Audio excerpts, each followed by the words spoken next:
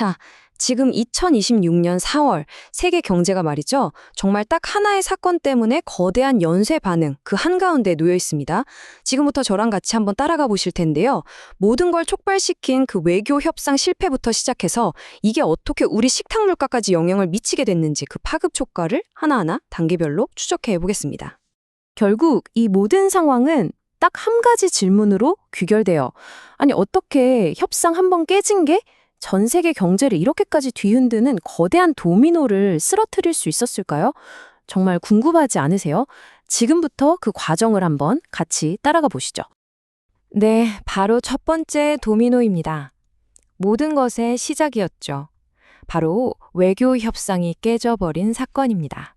그러니까 바로 지난 주말이었어요. 미국하고 이란, 양국이 만났는데 아무런 성과 없이 그냥 끝나버렸습니다. 이 실패가 뭘 의미하냐면요. 이제 직접 얼굴 보고 대화하는 문은 닫혔다는 거예요. 당분간은 간접적으로만 소통하는 아주 팽팽한 긴장 상태로 들어가게 된 거죠. 이때 트럼프 대통령이 한마디를 딱 던지죠. 대화하고 싶으면 전화해. 이 말이 참 상징적인데요. 이제 외교라는 게 얼마나 개인적인 압박 싸움이 됐는지를 그냥 그대로 보여주는 거예요. 무슨 공식적인 채널 이런 거보다 이제는 대놓고 공개적으로 신경전을 벌이기 시작했다. 바로 이겁니다.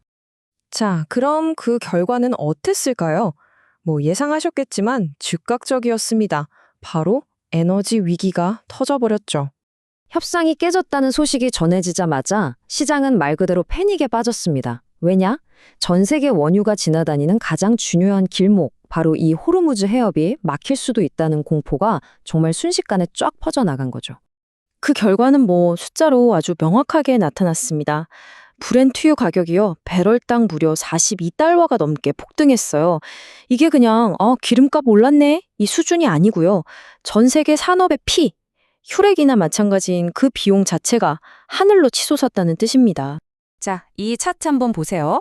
충격이 얼마나 컸는지 진짜 한눈에 보이죠. 유가가 서서히 오른 게 아니에요.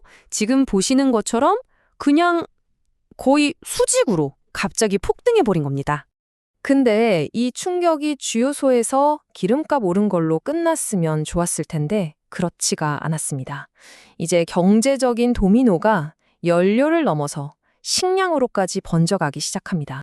그러니까 국제통화기금 IMF 같은 곳 있잖아요. 이런 세계적인 기관들이 이제 공식적으로 경고를 하는 거예요. 세계 경제 심각하게 둔화될 겁니다 하고요. 특히 우리나라처럼 에너지 대부분을 수입에 의존하는 나라들은 타격이 훨씬 더 클 수밖에 없겠죠. 아, 이제 좀 금리 내리려나 하는 희망이 있었는데 이게 빠르게 사라지고 있습니다. 왜냐하면 이번 위기가 불을 붙여서 2차 인플레이션이라고 하죠. 물가 상승의 두 번째 파도가 지금 세계 경제를 위협하고 있거든요. 전망치를 보니까 물가 상승률이 4% 중반대까지 다시 오를 거라고 하네요. 자, 근데 여기서 진짜 재밌는 연결고리가 하나 나옵니다. 아니, 기름값이 오른 거랑 비료 가격이 50%나 폭등한 거랑 이게 무슨 상관일까요? 정답은 바로 천연가스에 있었습니다. 비료를 만드는 핵심 원료가 바로 천연가스인데 이 천연가스 가격이 유가랑 같이 그냥 하늘 높은 줄 모르고 치솟으니까 그 비용이 고스란히 비료값으로 옮겨붙은 겁니다. 그리고 이게 바로 다음 도미노를 쓰러뜨립니다. 비료가 비싸지고 부족해지니까 이게 곧바로 아시아의 개발도상국들한테는 식량 안 보이기가 되는 거예요. 농사를 제대로 지을 수가 없게 되니까요. 결국 에너지 위기가 우리 밥상, 식탁의 위기로 번지는 현상이 아주 뚜렷해진 거죠. 자, 그럼 이런 위기 속에서 전 세계는 도대체 어떻게 대응하고 있을까요? 새로운 질서를 만들려는 여러 움직임들을 한번 살펴보겠습니다. 지금 전 세계 무역 판도에 정말 큰 변화가 생기고 있어요. 바로 프렌드 슈어링이라는 건데요. 이게 뭐냐면 친구들끼리만 거래하겠다는 거예요. 그러니까 정치적으로 우리 편인 나라들하고만 교역을 하겠다는 거죠. 이게 단순히 이번 위기 때문에 갑자기 튀어나온 게 아니고요. 이제는 얼마나 싸게 만드냐보다 누가 만드냐가 더 중요해진 시대가 된 거죠. 에너지 위기가 심각해지니까 국제에너지기구 IEA가 구체적인 비상대응 계획을 내놨습니다. 예를 들면 이런 거예요. 재택근무를 더 늘려서 출퇴근에 드는 에너지를 아끼고 여름에 공공기관 에어컨 온도 좀 높이고 대중교통 요금은 내려서 사람들이 더 많이 타게 만들자는 거죠. 한마디로 우리 일상생활 습관을 조금씩 바꿔서 에너지 소비 자체를 줄이자는 겁니다. 한편 금융시장도 나름의 방식으로 적응하고 있어요. 나스닥이 거의 24시간 내내 거래가 가능하도록 시스템을 바꾸려고 하거든요. 왜냐하면 이렇게 시장이 불안정하고 변동성이 클 때는 전 세계 투자자들이 언제든지 시장에 들어와서 대응할 수 있도록 길을 열어줘야 한다는 거죠.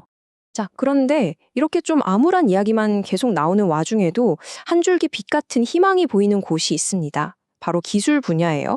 지금 보시는 것처럼 오픈 AI가 경기 침체 우려 속에서도 GPT 5.5 같은 스스로 발전하는 엄청난 AI 모델을 내놨거든요. 그래서 일각에서는 이런 기대도 나와요. AI가 생산성을 확 끌어올려서 이 경기 침체의 충격을 어느 정도 막아주는 완충제 역할을 할 수도 있지 않을까 하고 말이죠. 그럼 지금까지 살펴본 이 모든 조각들을 한번 쭉 맞춰보면 과연 어떤 큰 그림이 보일까요? 전체적으로 한번 정리해 보겠습니다. 이 모든 분석을 딱 하나의 공식, 방정식으로 요약할 수 있을 것 같아요. 바로 이겁니다. 좀처럼 끝나지 않는 중동의 리스크에다가 미국 우선주의 정책, 이 두 가지가 합쳐지면서 지금 우리가 겪고 있는 전 지구적인 복합 위기를 만들어내고 있다는 거죠. 자, 오늘 이야기를 마무리하면서 마지막으로 여러분께 이 질문을 한번 던져보고 싶습니다. 이렇게 거대한 변화의 파도가 몰아치는 속에서 과연 우리 개인은 그리고 우리나라는 무엇을 준비해야 할까요? 정답은 정해져 있지 않습니다. 이제 그 해답을 찾는 건 바로 우리 모두의 몫이 아닐까 싶습니다.